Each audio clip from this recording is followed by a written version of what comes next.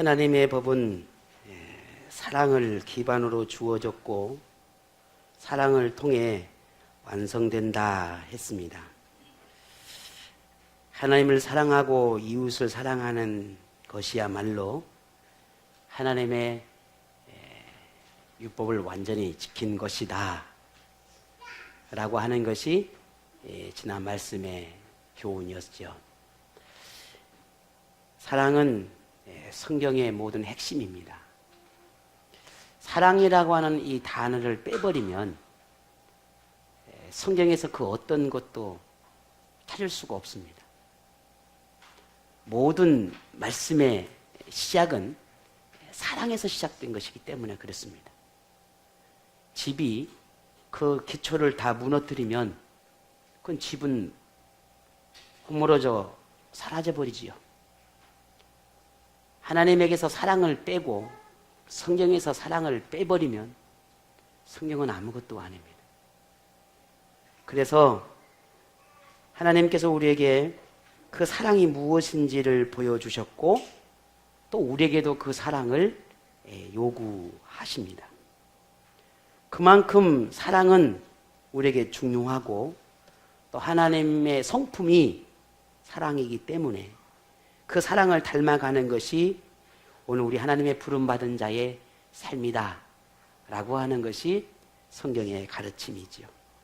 이 또한도 우리가 지난 시간 함께 우리에게 얻을 수 있었던 교훈의 말씀이었습니다. 그러므로 사랑하십시다. 왼수도 사랑하고 핍박하는 사람도 사랑하고 미운 사람도 사랑하고 그래서 사랑하는 것이 하나님의 요구지요.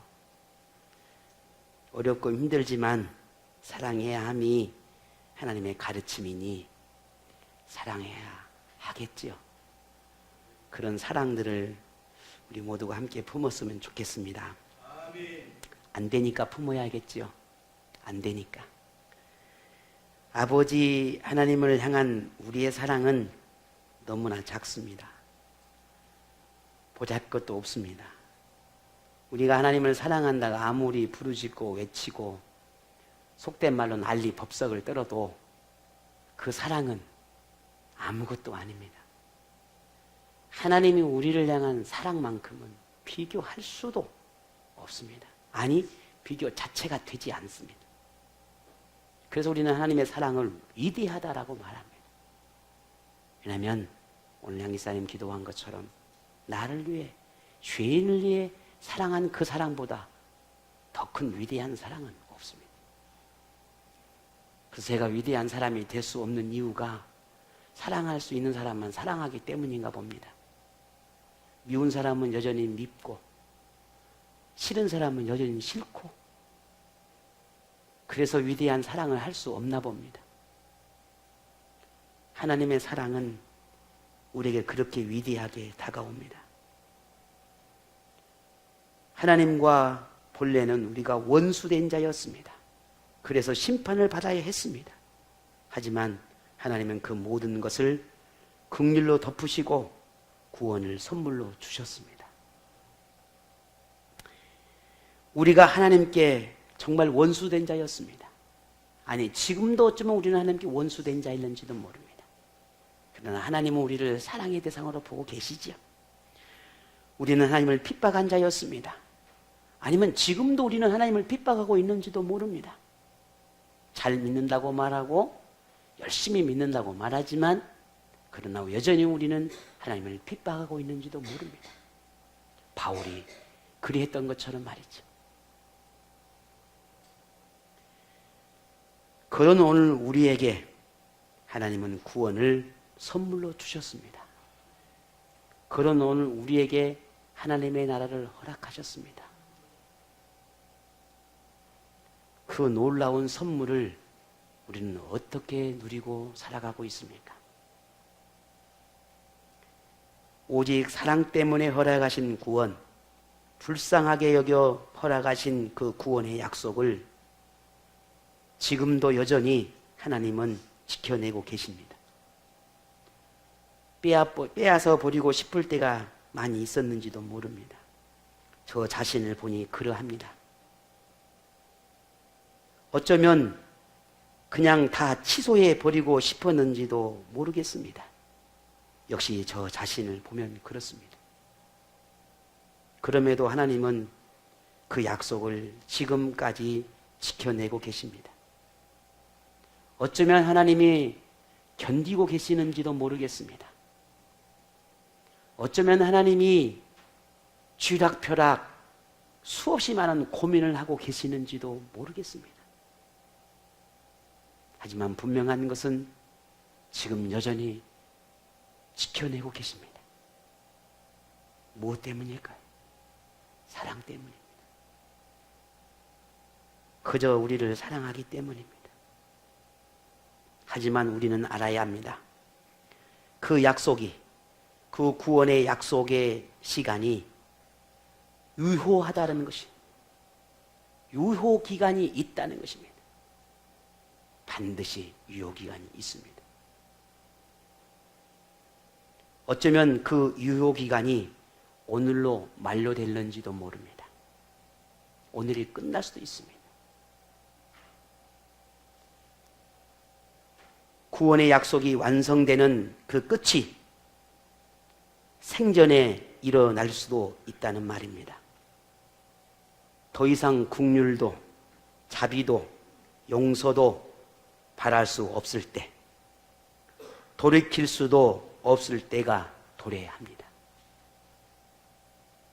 아무리 돌이키고 싶어도, 아무리 되돌리고 싶어도 되돌릴 수 없는 순간이 옵니다. 좁게는 우리가 이 땅의 생을 마칠 때일 것이고, 넓게는 성경이 말하고 있는 주님이 다시 오시는 날, 마지막 때, 심판의 날, 종말이라고 하는 그때가 있다는 겁니다. 여러분은 이때를 어떻게 바라보고 살고 있습니까? 어떤 사람은 그래서 더 누려야 하겠고, 그래서 더 즐겨야 하겠고, 그래서 더 자유로워야 하겠다고 생각합니다. 그때가 오기 전에. 여러분도 그리 생각하십니까?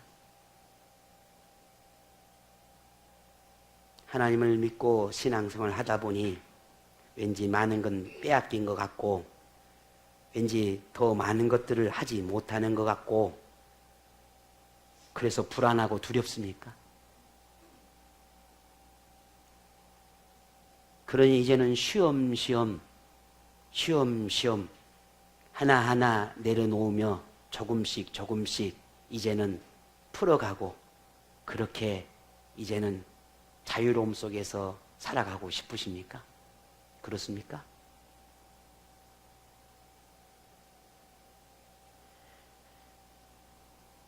이런 사람이 우리는 지혜로운 사람이다 라고 말할 수 있을까? 그렇지 않습니다. 바울은 본문을 통해 이때에 대해서 말합니다. 우리가 이때를 말함에서 꼭 기억해야 할 것은, 이 날이 예정된 것은 진리지만 우리가 그때를 결코 알 수 없다는 겁니다. 하지만 우리가 그럼에도 불구하고 분명하게 알 수 있는 것은 그날이 점점 더 가까워지고 있다는 것입니다. 아니, 내가 그때를 점점 더 가까이 다가가고 있다는 사실입니다. 그래서 오늘 본문에 말합니다. 11절에 또한 너희가 이 시기를 알거니와 자다가 깰 때가 벌써 되었으니 이는 이제 우리의 구원이 처음 믿을 때보다 가까웠다 했습니다. 본문의 말씀처럼 우리가 처음 예수님을 만났을 때보다 수개월 혹은 수십 년이 지났으니 그만큼 예수님께로 가는 날이 가까워졌습니다.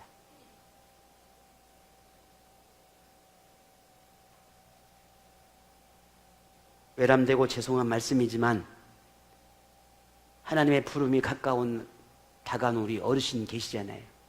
기분 나쁘게 생각하지 마시고요. 하나님의 품에 안기니까 좋지 않겠습니까? 기분 나쁘신가요?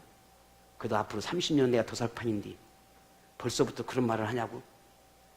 예. 그러면 젊으신 분들은 앞으로 60년, 70년 남았나요? 아니라는 겁니다. 그게 아니라는 거예요.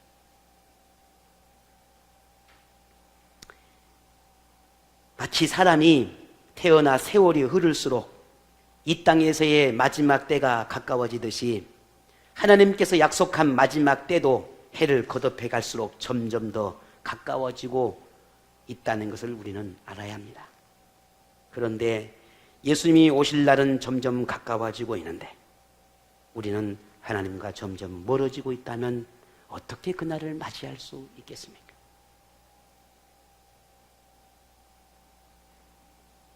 첫사랑도 잊어버리고 첫 구원의 감격도 잃어버리고 잠자고 있다면 어떻게 주님을 맞이할 수 있겠습니까? 자신이 가진 믿음이 마치 구원을 보장받을 것처럼 여기며 여전히 게으름과 나태함 속에 빠져 있다면 어떻게 주님을 맞이하겠습니까? 세상이나 사람이나 환경을 탓하며 정작 자신의 눈에 있는 티는 보지 못하고 남의 들보만 보며 정죄하고 비판하며 말만 무성한 교만하게 머물러 있다면 어떻게 주님을 맞이할 수 있겠습니까? 이 땅의 어떤 사람도 죽음을 피할 수 없듯이 예수님께서 이 땅에 다시 오실 그날을 피할 수 없습니다.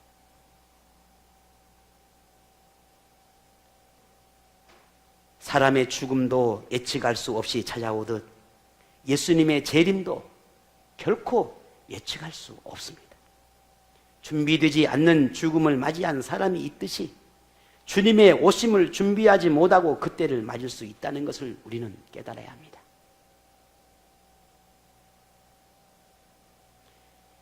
점점 더 가까워지고 있는 그때를 여러분은 어떻게 준비하겠습니까? 그때가 되면 결코 되돌릴 수 없으니 지금, 오늘, 이 순간 준비해야 될 때입니다. 그날을 준비하는 사람이 지혜롭고 현명한 사람입니다. 준비한 사람만이 구원의 영광을 누릴 수 있습니다. 오늘 여러분은 어떻게 준비하고 있습니까? 부탁드립니다. 귀를 열고 마음을 열어 주님의 메시지를 들으시기를 바랍니다.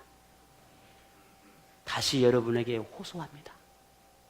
지금 우리의 신앙의 모습 하나님 보시기에 기뻐할 만할까요? 우리의 삶이 하나님 앞에 기쁨이 될까요? 다시 여러분에게 부탁을 드립니다. 귀를 열고 마음을 열어 주님의 말씀에 순종을 결단하시기를 바랍니다. 만일 시한부를 살면서 마치 수백 년이나 더 살 것처럼 시간을 보내며 흥청망청 사는 사람을 본다면 여러분은 어떤 생각이 들겠습니까? 반면 항상 자신의 삶을 돌아보며 마지막 때를 준비하듯 매일 선한 삶을 살아내며 그렇게 아름다운 삶을 살아간다고 생각되어지는 사람을 본다면 여러분 어떠하시겠습니까? 누가 더 지혜롭고 현명한 사람이겠습니까? 지금 하나님은 우리를 향해 점점 그때가 다가오고 있다라고 경고하고 있습니다. 이 경고를 듣고 있는 오늘 우리, 구원의 약속을 받은 오늘 우리는 어떻게 해야겠습니까?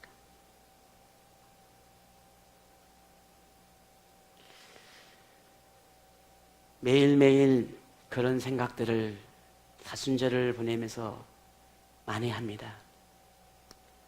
하나님, 내 때가 언제입니까? 분명 하나님께서 정하신 때가 있고 그 때가 다가오고 있는데 하나님의 날이 다가오고 있고 하나님의 부르심이 끝날 때가 다가오고 있는데 하나님, 이 열정의 이 뜨거움이 하나님을 향한 더 간절함이 더 갈망함으로 일어나야 하겠는데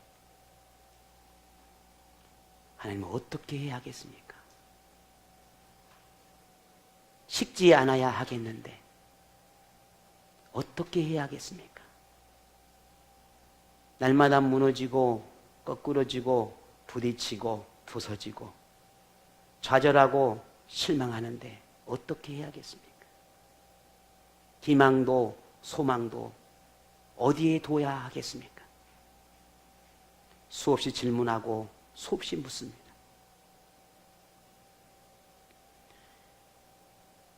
조금 전에 우리 집사님 기도한 것처럼 지금은 지난 수요일부터 제2수요일이라 해서 사순절입니다. 어쩌면 이 사순절만큼만이라도 정말 우리가 우리 마음만큼은 하나님 앞에 더 나가기 위한 갈망함들이, 뭔가 하나님을 붙잡고자 하는 열망함들이, 하나님의 은혜 안에 살고자 하는 그런 우리의 열정들이 조금은 일어나야 되지 않을까, 그런 바람을 갖습니다.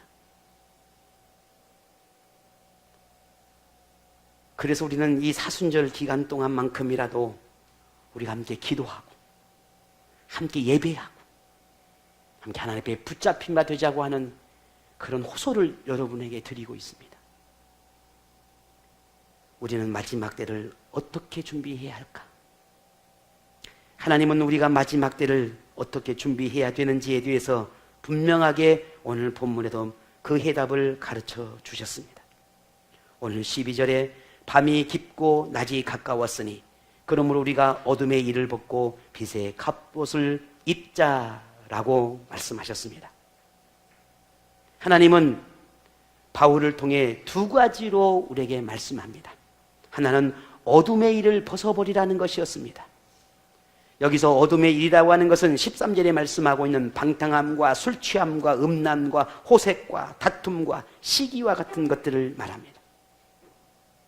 만약 시한부 삶을 살고 있다면 이러한 모습으로 살아갈 수 있을까? 만일 내가 점점 죽음의 날이 가까워지고 있는데 이러한 삶을 살아갈 수 있을까? 바른 생각을 가진 사람이라면 더 가치 있는 생활을 하고자 할 것입니다.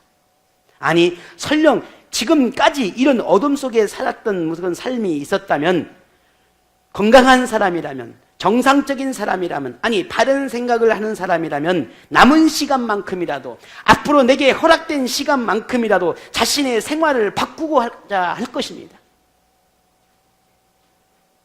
더 나은 생활을 위해서 노력할 것입니다. 더 귀한 자신의 삶의 가치를 위해서 더 노력할 것입니다. 바꾸고 또 바꾸려 할 것입니다. 지금 우리의 삶이 시한부 인생을 살고 있다라고 말할 수 있습니다. 아니라고 할 수 있겠습니까? 단지 어떤 사람은 그 기간이 조금 짧고 어떤 사람은 그 기간이 길 뿐입니다. 누구도 죽음에서 벗어날 수 없다는 말입니다. 그러니 오늘 저와 여러분은 시한부 인생을 살고 있는 것입니다.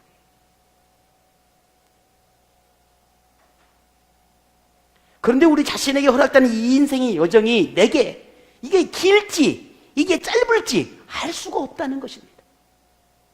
앞으로 10년일지 앞으로 100년일지 1000년일지 10,000년일지 우리는 알 수가 없다는 거예요. 아니면 오늘일지. 결국 우리는 이 시한부 인생을 살 수밖에 없다는 것이죠. 단지 우리가 그럼에도 확실히 아는 것은, 길지 짧을지는 알 수는 없지만 분명한 것은 그 끝이 있다라는 것이죠. 언젠가는. 그럼에도 삶을 바꾸지 못하고 계속해서 어둠에 빠져 있다면 구원에서 제외될 수밖에 없습니다. 마지막 때를 준비하는 두 번째 하나님께서 가르쳐주는 방법은 우리의 태도의 변화인데 더욱 적극적인 변화를 요구하십니다. 그것은 빛의 갑옷을 입으라라는 거였습니다. 갑옷이라고 하는 것은 전쟁터에서 자신을 적으로부터 보호하기 위해서 입은 옷입니다. 갑옷을 입는다는 것은 지금 현재가 전쟁터와 같은 것입니다. 지금 이 순간이 적으로부터 시시때때로 언제든지 공격이 올 수 있는 전시 상태라는 겁니다. 그러니 갑옷을 입고 있어야 하는 겁니다. 그래서 어떻게 악의 세력들이 우리가 공격해 오든지 간에 맞설 수 있도록 준비하라는 것이거든요. 그러니 빛의 갑옷을 입으라라고 말하고 있습니다. 지금 우리가 살고 있는 이 세상은 그렇게 우리가 재밌게 즐겁게 히히 놀아가며 그렇게 살아갈 수 있는 그런 세상이 아닙니다. 그렇게 멀리 100년, 200년, 1000년, 만년 이후에 주님이 오실 거라고 생각할 수 있는 그런 시대가 아니라는 말입니다. 설령 100만 년 후에 주님이 오신다 하더라도 내게 허락된 시간은 정해져 있으니 내게 허락된 시간만큼은 가치 있는 삶을 살아내야 하지 않겠냐는 거예요.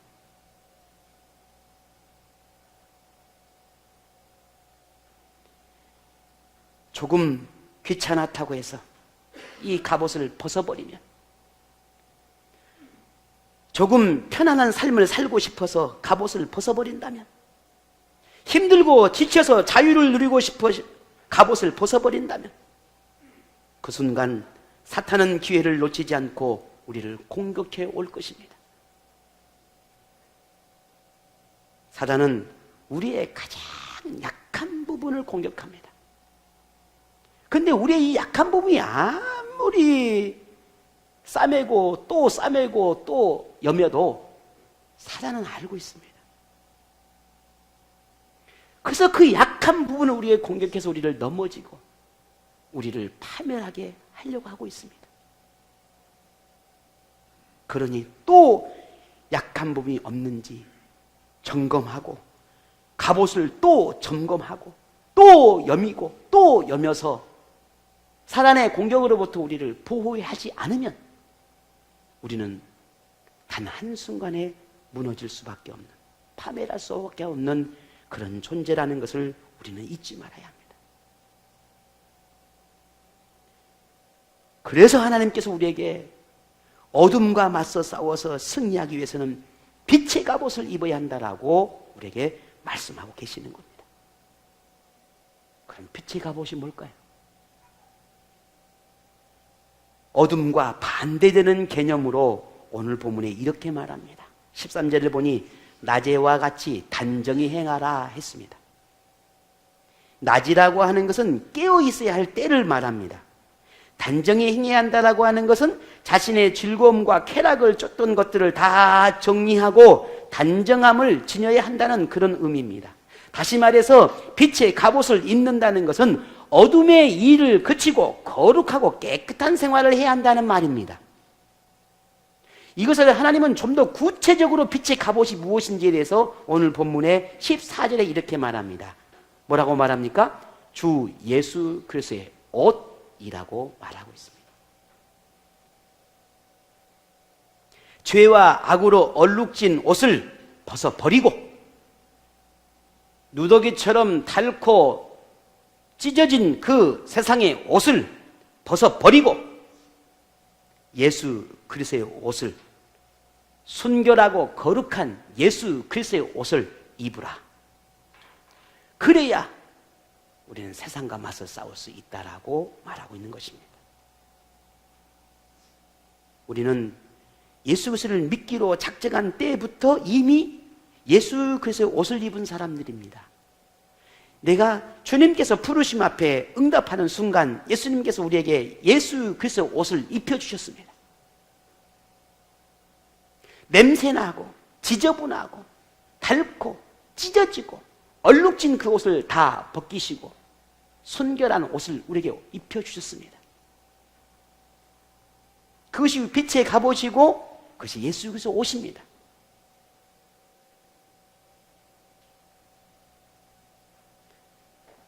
그래서 오늘 우리는 예수 그리스도의 옷을 입었다는 그 이유로 우리를 뭐라고 부릅니까?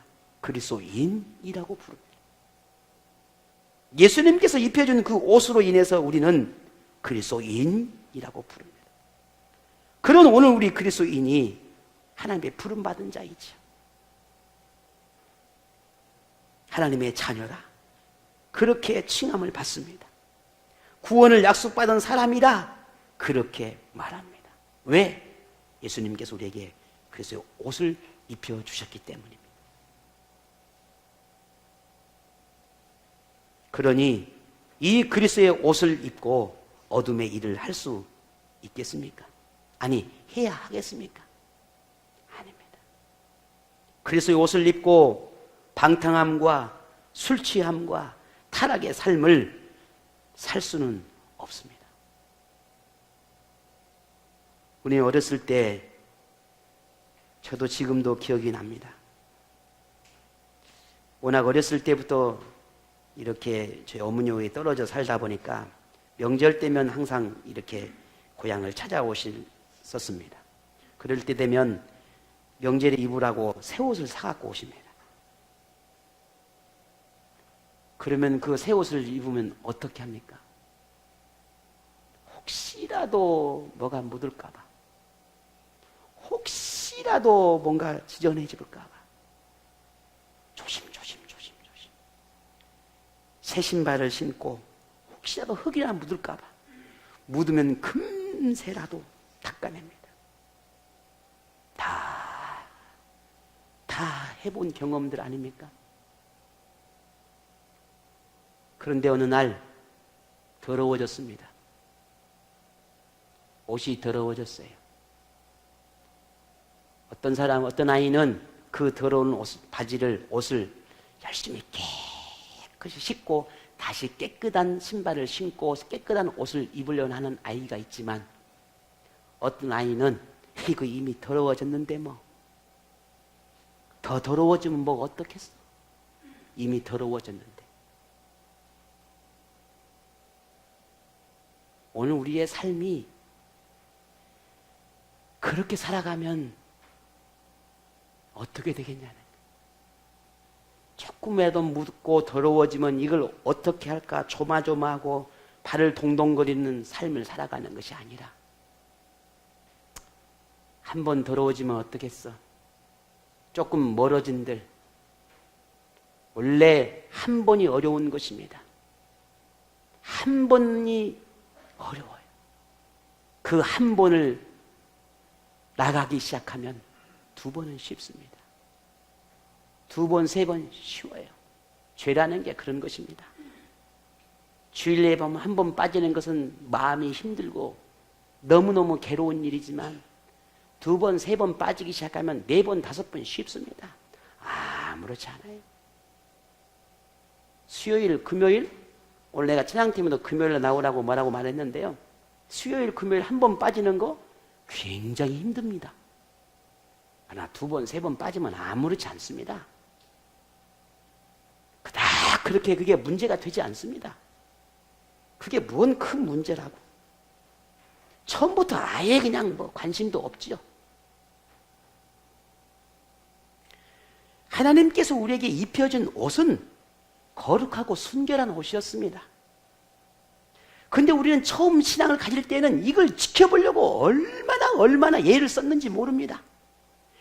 혹시라도 더럽혀질까봐, 이 옷이 혹시라도 찢어질까봐, 이 옷이 혹시라도 무슨 일이 일까봐 이 옷을 지키려고 우리는 얼마나 노력했는지 모릅니다. 그런데 어느 날 조금씩 얼룩이 지기 시작하니 이제는 지금은 아무렇지 않습니다. 오늘 하나님께서 말씀합니다. 예수 그리스도의 거룩한 옷을 입으라. 만일 더럽혀졌으면 빠셔야 합니다. 깨끗하게 빨아서 다시 입으십시오. 더럽혀진 대로 그렇게 예수님을 맞이할 수는 없습니다.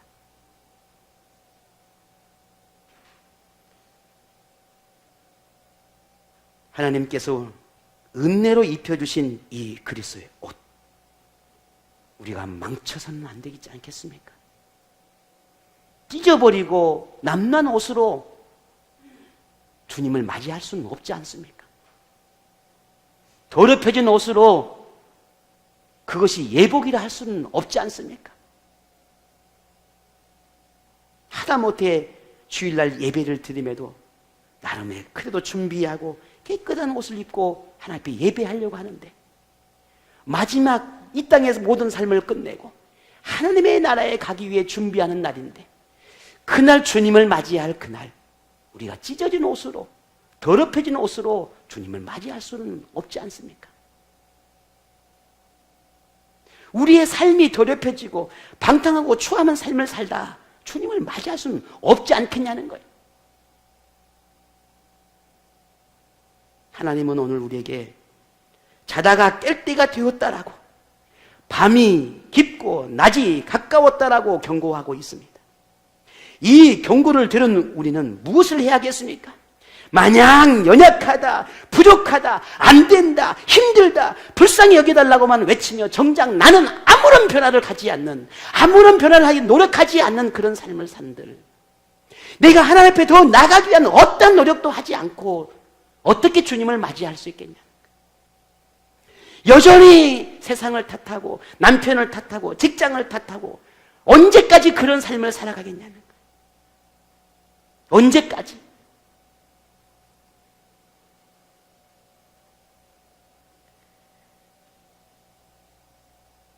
우리가 구원을 가볍게 여긴다면 하나님도 그리하실 것입니다.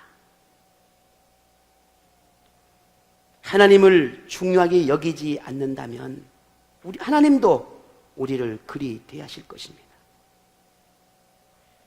우리가 하나님을 뒷전으로 내본다면 하나님도 우리를 그렇게 대하실 것입니다. 마음에 하나님 두기를 겨우 어떻게 퍼즐 한 조각 기퉁이에 있는 그렇게 하나님을 여기신다면 하나님도 우리를 그렇게 여기실 겁니다.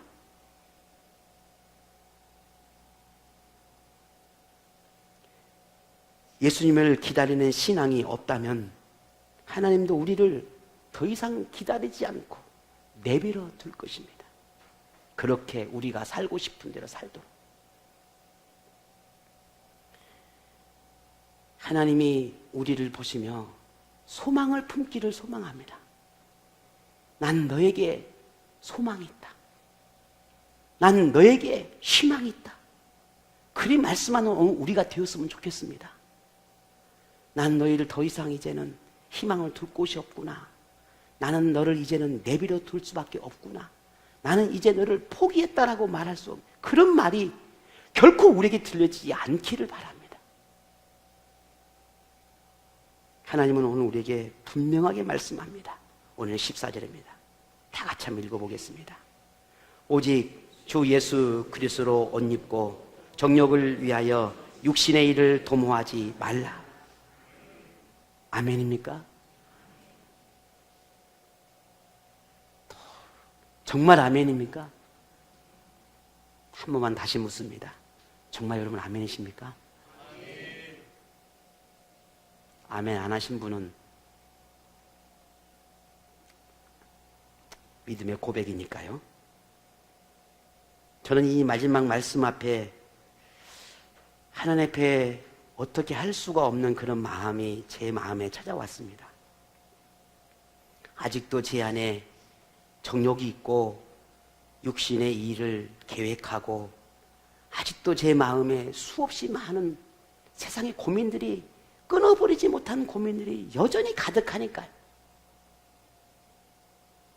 그리스도의 옷을 입고 하나님의 종이라 불려지는 자가 여전히 내려놓지 못한 속에 살아가는 저의 모습을 보며 제가 제 자신을 보며도 안타까울 수밖에 없었습니다. 여러분은 어떻습니까? 이제 더 이상 하나님께서 주신 예수 그리스도의 옷을 더럽히지 않도록 더욱 단정히 행하는 생활로 변화되어 가기를 부탁을 드립니다. 이제는 좀 바꿔보십시다. 이제는 좀 변화해 보십시다. 여러분이 그토록 귀하게 지키고 싶었던 것들, 그토록 누리고 즐기며 살고 싶었던 것들, 그렇게 쌓고 또 쌓아 더 많은 것들을 가지고 싶었던 그 모든 것들, 그때가 되면 모두 다 사라지고 하나님께 주신 예수 그리스도의 옷만 남게 될 것입니다. 여러분, 한 사람이 죽고 나면 여음이라는 것을 합니다. 관에 묻고 입관을 하게 되는데, 여러분 거기에 뭐가 들어가던가요? 입관하시는 거 보셨습니까? 거기에 뭐가 들어가죠? 달랑 수의 한 볼입니다. 그냥 죽은 사람도 움직이지 말라고 화장실 쑤셔 넣습니다. 그게 답니다. 우리 하나님 앞에 갈 때 무슨 옷을 입고 가시겠습니까? 남편 옆에 함께 가실랍니까? 그렇게 여러분이 귀하고 소중한 남편, 여러분이 그토록 애기중지한 우리 자식들 함께 가시겠습니까? 아닙니다. 하나님이 부르실 때는 단 하나, 우리의 믿음입니다. 믿음의 옷, 예수 그리스도 옷, 그 한 벌 하나님께 갑니다. 그 한 벌 입고 그 옷이 찢어지고 그 옷이 불타버리고 그 옷이 냄새나고 그 옷이 하나님 보시기에 온전치 않다면 우리는 구원에서 제외됩니다.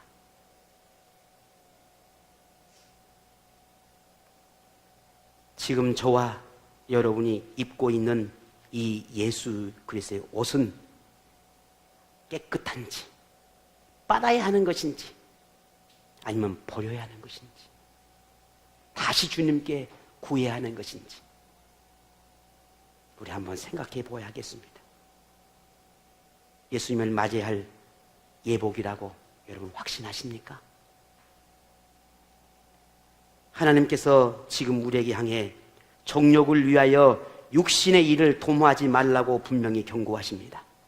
탐욕에 젖어 사는 생활, 육신의 욕구를 채우고자 사는 생활을 치우치지 말라고 분명히 경고하고 있습니다.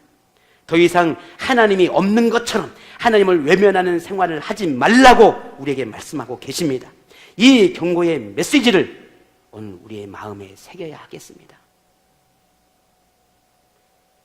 예수님께서도 마지막 때를 위해 우리에게 경고하셨습니다. 마가복음 13장 35절에 그러므로 깨어있으라. 집주인이 언제 올는지, 혹 저물 때일지 밤중일지 닭 울 때일는지 새벽일는지 너희가 알지 못함이라. 그가 호련히 와서 너희의 자는 것을 보지 않도록 하라. 마지막 때는 우리가 생각하는 것보다 훨씬 더 가까이 와 있습니다. 하나님께서 저에게 주신 모든 고난과 권리로 여러분에게 정말 간절히 호소합니다. 살아있는 예배자, 내게 허락된 모든 예배, 내게 허락된 모든 기도의 열정들 지켜내시기를 부탁을 드립니다. 그것이 아니고는 하나님께 갈 수 없습니다. 구원의 완성의 날이 점점 가까이 오고 있으니 하나님의 경고의 말씀을 마음에 새기시고 마지막 때를 준비하는 신앙생활이 오늘 저와 여러분 가운데 일어나기를 원합니다. 각자 주어진 삶, 각자 주어진 현장, 최선을 다해서 살아가십시오. 직장에서, 가정에서 게을리 행하지 마십시오. 부끄럽게 행하지 마십시오. 사람들에게도 하나님에게도 열심을 다해 살아가십시오. 그러나 하나님을 외면하고 하나님을 멀리하는 삶은 살아가지 마십시오. 우리의 모든 삶을 성실하게 살아가야만 함은 분명한 하나님의 뜻이나 무엇보다 더욱 하나님을 가까이 하고 예배하는 삶을 살아가는 것을 더욱 원하신다는 걸 우리는 잊지 말아야 할 것입니다. 오늘 그런 여러분과 저에게 하나님은 분명 구원의 은혜를 허락하시리라 믿습니다. 오늘 이 말씀의 능력, 이 견고의 메시지